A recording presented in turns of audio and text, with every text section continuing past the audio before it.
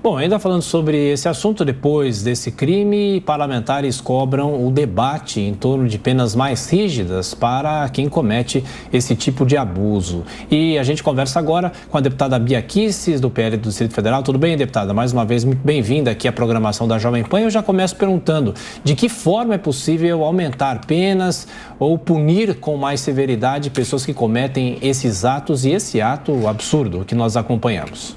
Bom dia a todos. Realmente nós estamos todos estarrecidos, né? Ninguém, acho que jamais poderia imaginar uma situação como essa. Pegou a sociedade brasileira de surpresa, é uma coisa aviltante, e nós temos que trabalhar com rigor, porque não adianta a gente se indignar. Nós precisamos trabalhar no legislativo para alterar a legislação penal e também a lei de execuções penais. No momento, nós temos o meu projeto de lei que está na CCJ e que propõe, né, nos moldes do que já foi proposto lá atrás pelo então deputado Bolsonaro, a castração química, que, diga-se de passagem, é um procedimento voluntário. Aquela pessoa que é condenada por crime de violência sexual, se ela quiser ter direito ao regime de progressão de pena, ela deverá se submeter a esse tratamento, que é um tratamento químico, não há cirurgia, não há nenhum tipo de violência física, é um tratamento hormonal que retira o apetite sexual. Esse tratamento ele já é feito em vários países, nos Estados Unidos, Coreia do Sul, na Inglaterra, na França, tem países em que ele é obrigatório. Aqui estamos ainda propondo que seja facultativo, caso esse condenado queira ter direito ao regime de progressão, para poder sair da cadeia. Pergunta agora de Roberto Mota. Bom dia, deputada. A gente observa no discurso das pessoas no Brasil uma retórica muito grande sobre proteção à mulher, cria delegacias da mulher, criar um crime de feminicídio, mas para muita gente está claro que o problema é a impunidade. Os benefícios para os criminosos são muitos, as punições são leves. Eu fiquei surpreso ao descobrir que no Brasil o sujeito que é preso por estupro, quando chega no presídio, ele tem direito à visita íntima. Quer dizer, muita gente diz que isso é um sinal de que, na verdade, a legislação brasileira não tem nenhuma preocupação com proteger a mulher, né? E toda vez que o Congresso tenta mudar o Código Penal ou a Lei de Execução Penal, parece que entra em ação um lobby do mal que não só impede as penas de ficarem mais duras, como até suaviza elas, que foi o que aconteceu, por exemplo, no caso do pacote anticrime. Qual é a sua visão sobre isso? Bom, eu como presidente da CCJ no ano passado, eu criei uma subcomissão penal, né? E essa para exatamente alterar o Código Penal e a Lei de Execuções Penais.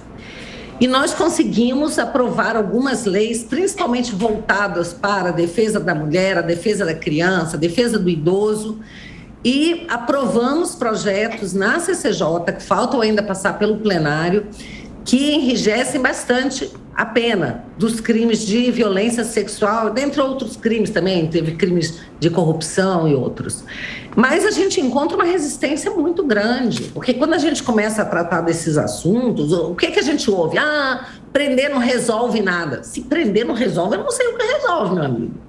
Porque a prisão tem esse discurso de que é para ressocializar, isso é um outro momento. Primeira função da prisão é você retirar aquele indivíduo perigoso da sociedade, para que ele pare de delinquir, como falou aí o deputado Eduardo Bolsonaro, no vídeo que acabou de passar. Então é preciso você retirar aquele delinquente. Imagina um homem desses, um médico, uma pessoa com toda condição, toda oportunidade na vida, que fez um curso de medicina que não é fácil. Esse aí ninguém vai querer dizer que é vítima da sociedade, pelo menos, né? Aí não vai colar essa conversa. Então a gente precisa ter muito seriedade quando trata desse assunto. O Brasil é o país da impunidade, como você bem colocou no filme Entre Lobos, no seu livro. A gente precisa mudar essa história do Brasil, porque é muito triste você viver num país em que 66 mil pessoas, mulheres, foram vítimas de estupro só no ano de 2020. E a maioria delas com a faixa etária inferior a 13 anos. Agora, nesse caso que nós estamos acompanhando, Amanda, nós como mulheres, né, Adriana, a gente se sente assim muito aviltada.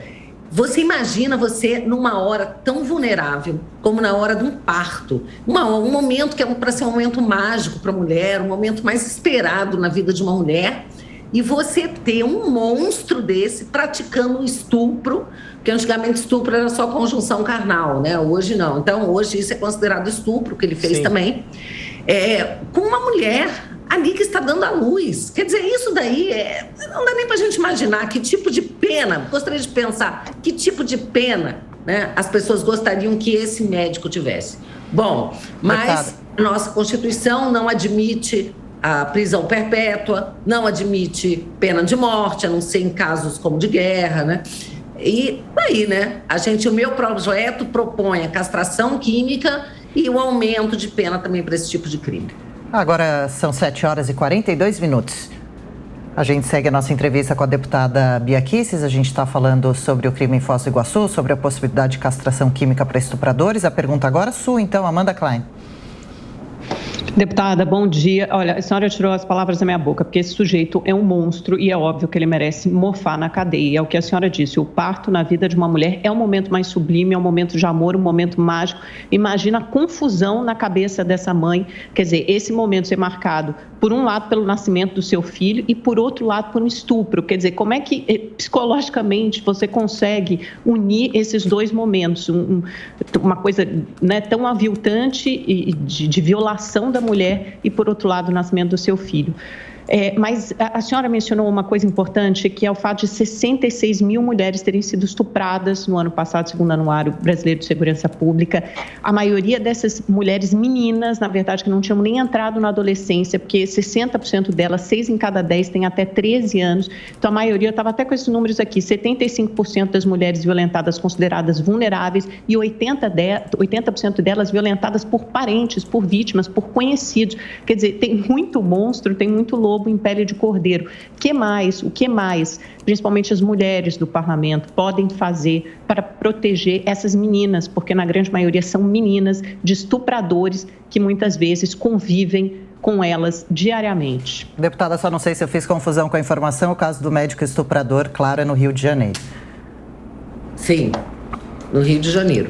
Bom, Amanda, eu acho que tem toda uma questão aí social, né, também de família, né? Infelizmente, a gente tem muita ausência de pais, né, dos pais na família. O Estado também é muito ausente, a gente não tem crianças em segurança nas escolas, as escolas hoje também se tornaram, muitas delas, ambientes violentos, e crianças são estupradas na escola. Ainda entra aquela história de ideologia de gênero, de banheiro, né? Banheiro que seria banheiro de menina, e que agora homens biológicos, né, frequentam também quando se dizem sentir mulher. Então a coisa vai muito longe, Amanda. E eu acho que a gente precisa realmente, como mulheres, eu acho que mais mulheres também na política podem fazer essa diferença, porque a gente precisa começar a trazer esse olhar feminino na proteção da mulher, na proteção da criança. E também contar com a contribuição de homens valorosos que lutam pela proteção das mulheres, não é?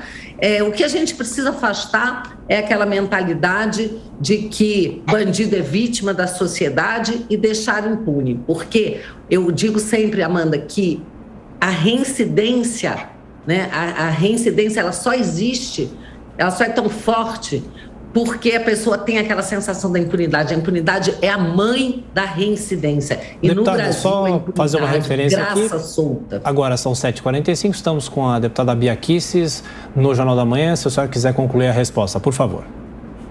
Sim, apenas então aqui para concluir, eu acho que a gente precisa ter mais rigor, as pessoas precisam se sentir, é preciso denunciar.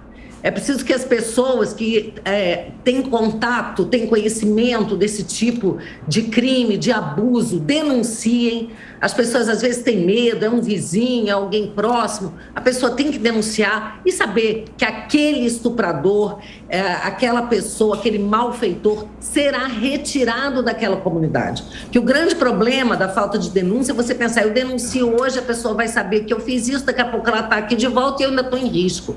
Né? Então, é um apelo também às mães, né, que olhem para os seus filhos, cuidem. A gente sabe que é difícil, muitas pessoas lutando para sobreviver, não é? Mas é preciso olhar para as crianças, para que a família seja um local de segurança.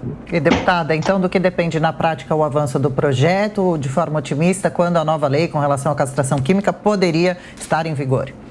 Eu acho que agora haverá um clamor social para isso. É um excelente momento para a gente colocar o projeto em pauta e eu tenho certeza que ele será aprovado, né? Porque quem é que vai defender um caso como esse? Não tem. Esse daí não tem desculpa, acho que não tem uma viva alma que tenha coragem de defender esse criminoso e esse tipo de prática. Pergunta agora de Felipe Sabará. Felipe.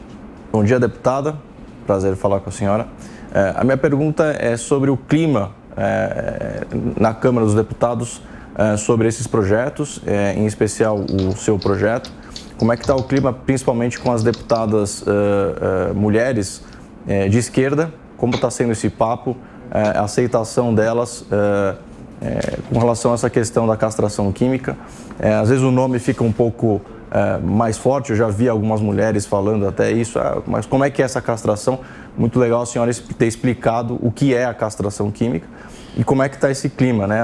As deputadas de esquerda estão aceitando, né? Porque é uma demagogia, uma hipocrisia, caso elas não venham defender as mulheres nessa situação que é estarrecedora, né? Como é que está o clima? A senhora acha que vai passar? As mulheres vão poder estar protegidas? Sim, o clima está favorável. Ontem a bancada feminina assinou uma nota de repúdio, né, nesse caso. E aí você tem deputado de direita, de esquerda. Eu acho que esse caso, ele realmente ele mexeu tanto, né, com todo mundo e com as mulheres, que não tem como, né, não tem como se opor. Eu acho que esse é o momento perfeito para a gente levar adiante esse projeto e eu acredito que o clima seja, assim, favorável para aprovação. Começamos com a deputada Bia Kicis. Mais uma vez, deputado, obrigado pela atenção, pela gentileza. Bom trabalho. Até a próxima. Muito obrigado, um ótimo dia.